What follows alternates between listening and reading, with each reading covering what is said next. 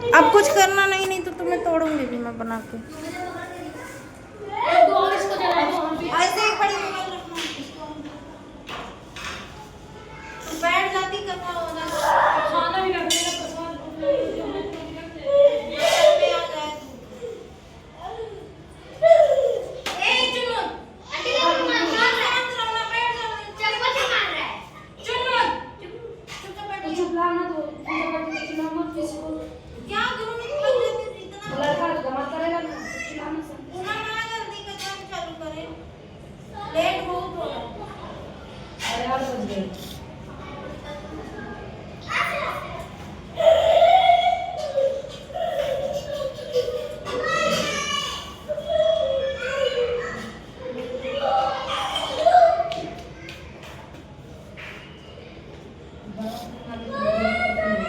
एक बात का पीछे का हाँ एक आगे को हाँ दूसरा का भी पीछे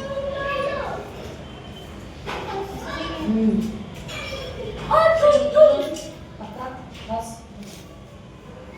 ऐसे इधर से पूरा अभी चंदन टीका कुछ किए भी नहीं। चंदन टीका कर दे। क्या करो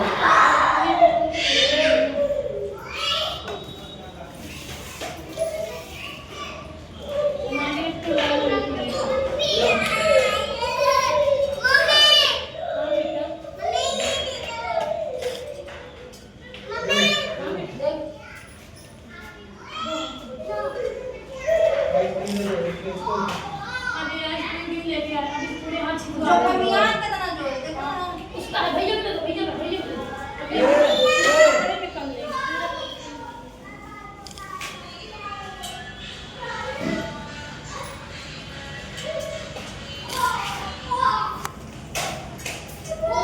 अभी तो जैसे हम लोग एक जो बुलाए ना पर बैठो लेके बैठो आवे वाला है हलो चढ़ाओ ना तुम हलो चढ़ा रहे हैं मामा खोल के लेके आ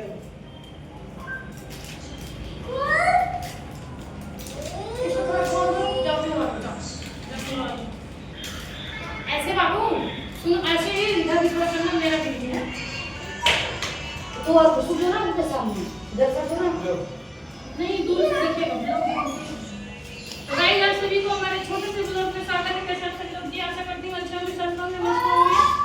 तो चलिए आप लोग देख सकते हैं हम लोग के यहाँ कार्यक्रम चालू हो चुका है।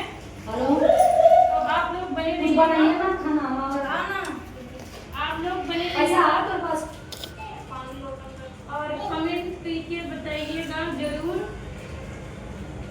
ये रहा ठीक है पान के रखोगे एक एक मिनट में चढ़ा दी आधी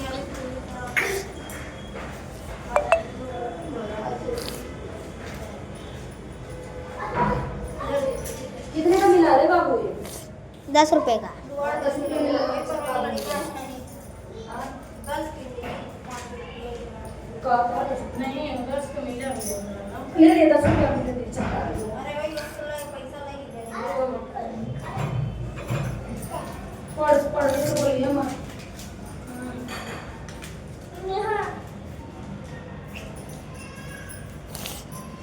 हो गया कथा चालू करें तुम टीचर रहना अब चलते जाओ घर गोदी मत लो इधर रख हम भी लूंगी ना तो इधर रख थाली में बस थोड़ा सा हम लीजिए दिमाग ले बस लेके पूजा करना है ना हाथ में लेके ही कर सकते हैं वही तो कह रहे हैं ना थोड़ा इधर रख मैं भी लूंगी ना हाँ तो थोड़े में नहीं दे पानी में डाल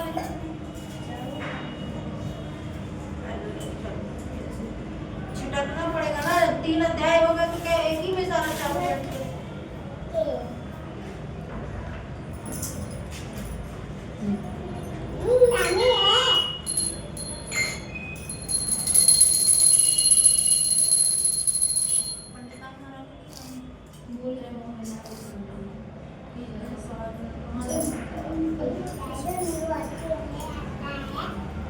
चालू करें।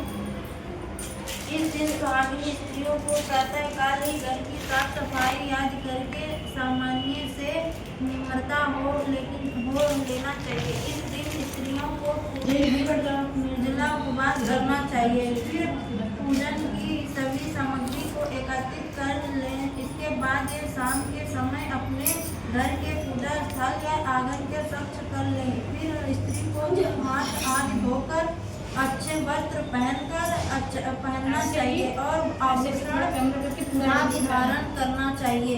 फिर चावल को पीसकर उसमें थोड़ा सा सिंदूर तथा पानी मिलाकर मिश्रण बना लें और इसमें दीवार पर करवा माता का चित्र बनाएं। साथ में गणेश जी, सूर्य और इसे दीवार पर करवा माता का चित्र बनाएं। साथ में गणेश जी, सूर्य और चंद्रमा आदि देव देवताओं को चित्र भी बनाएं। साथ में सुहागिन की विभिन्न वस्तुओं जैसे चूड़ी, बिंदी, बिछुआ आदि, दूध देने वाली गाय, मारुता बेचने वाली कुम्हारिन, आवरण लगाने वाली नाइन, चूड़ी पहनाने वाली मनिहारिन, 7 भाई और उनकी एकलौती बहन आदि के भी चित्र बनाए जाते हैं। यदि आपको चित्र बनाने में कोई समस्या हो तो आजकल बाजार में करवा चौथ का कैलेंडर छपा हुआ मिल जाता है, उसमें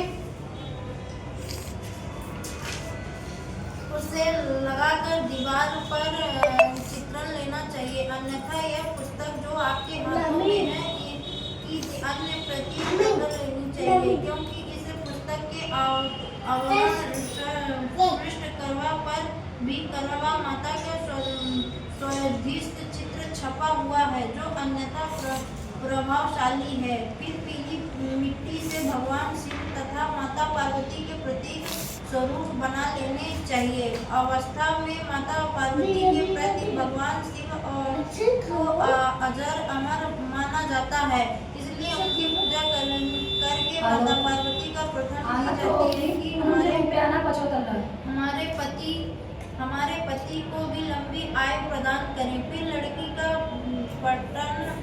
पटारा रखकर उसके पर पीले या लाल तीनों जन का है लाल रंग का कपड़ा बिछवा दे और ऊपर को रखें। मिट्टी के करवा में कलवा बांध दे और उसे अपनी मरंग रख लें। फिर दीपक, धूपबत्ती आदि जला लें। फिर रोली चावल से पूजा करें और फूल आदि चढ़ाएं। इसके बाद फल, मिठाई, मेवा आदि समर्पित करें। खंड के नीचे बने हुए करवा भी वहीं लगा रखे लें।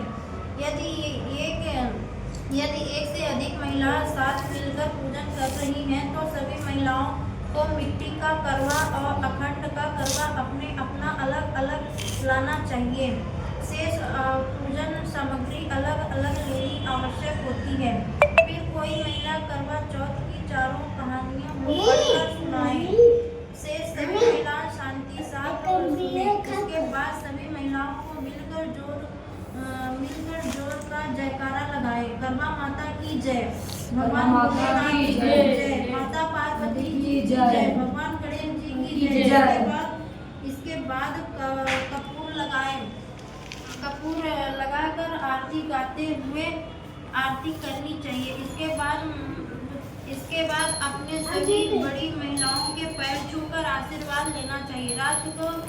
रात को जब आकाश में चंद्रमा निकल आए तो उसके देकर उसे अर्घ देकर उसे प्रणाम करना चाहिए और मिट्टी के करवा को भरे हुए पानी से आराध्य देना चाहिए। कई स्थानों पर चंद्रमा को चलनी की काट ओट से देखने की परंपरा भी है। इसके बाद अपने पति के चरणों को स्पर्श करना चाहिए। घर पर आदि यदि कोई बड़ी महिला जैसे सास, जेठानी आदि हैं तो उनके भी वरण स्पर्श करना चाहिए। इसके बाद में व्रत का परम करना चाहिए अथवा भोजन आदि ग्रहण करना चाहिए। अखंड या चीनी वाले करवा को घर की बड़ी महिला को स्वस्थ जैसे सास, जेठानी आदि को भेंट कर देना चाहिए। इसके बयान देने कहते हैं वहाँ इससे खा सकती हैं।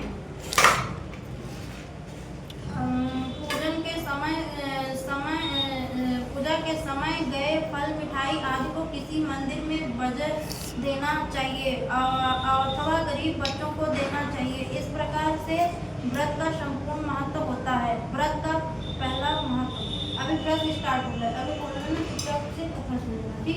ये विधि बताई गई है कि इस विधि में ऐसे क्या करना है।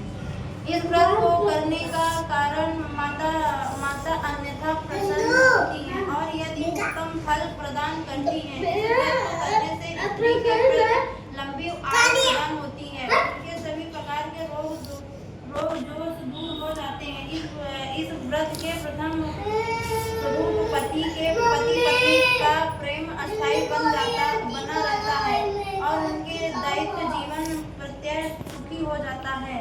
इस व्रत के प्रभाव रूप स्वरूप उत्तम स्थान की प्राप्ति होती है और इस प्रकार से वंश की वृद्धि होती है। इस व्रत को करने से धन धान्य विद्या बुद्धि आदि की प्राप्ति होती है। इस प्रकार इस व्रत को करने से परिवार में सदैव सुख समृद्धि बनी रहती है। इस प्रकार से यह व्रत समाप्त मनोकामना पूरी करने वाला है, यदि उत्तम फल देने वाला है। व्रत का चौथी व्रत की कहानी। पहली कहानी, एक साहूकार था जिसके 7 बेटा और एक बेटी थी। सातों भाई व बहन एक साथ बैठकर भोजन करते थे। एक दिन कार्तिक के कृष्ण पक्ष में की का व्रत आया, जो साहूकार की पत्नी, उसकी बहू और बेटी ने व्रत रखा था। शाम को जब सभी भाई भोजन करने के लिए बैठे तो उन्हें अपनी बहन से कहा, आओ बहन भोजन कर लो। बहन बोली, आज मेरा करवा चौथ का व्रत है, इसलिए चांद के निकलने पर अर्घ देकर ही भोजन करूंगी। तब भाई ने सोचा कि चंद्र निकलने तक बहन भूखी रहेगी, अतः भाई को पीड़ा बढ़ गई और उसने एक दिन जल और दूसरे हाथ में चलनी की पोट लगा दी, जिससे वह दूर से चंद्रमा जैसे लगने लगा। फिर से शेर भाई अपनी बहन को उस नकली चांद को दिखाकर कहने लगा, बहन चंदा निकल आया है, चलकर उसे अर्घ दे दे। और बहन अपनी भाभी से बोली, चंदा निकल आया, चलो अर्घ दे दो। भाभी बोली, तुम्हारा चांद निकला होगा, मेरा चांद तो रात को ही उगेगा। तब बहन का अकेले ही उस नकली चांद को अर्घ दे दिया। उसके बाद जब खाना खाने लगी तो पहले ही ग्रह में वाल आया, दूसरे ग्रह में कंकड़ आया और तीसरे ग्रह की ओर करते ही उसे ससुराल से संदेशा आया कि उसके पति बहुत बीमार हैं, जल्दी भेजो। अपनी लड़की को विदा करते समय माँ ने कहा, रास्ते में तुम्हें जो भी मिले उसके पांव लगना और जो कोई भी सुहागिन रहने का आशीर्वाद दे उसे पल्लू में गांठ लगा ले, कुछ रुपए दे देना। बहन जब भाई से विदा होकर ससुराल को चली तो रास्ते में जो भी मिला वह सबके पांव लगी।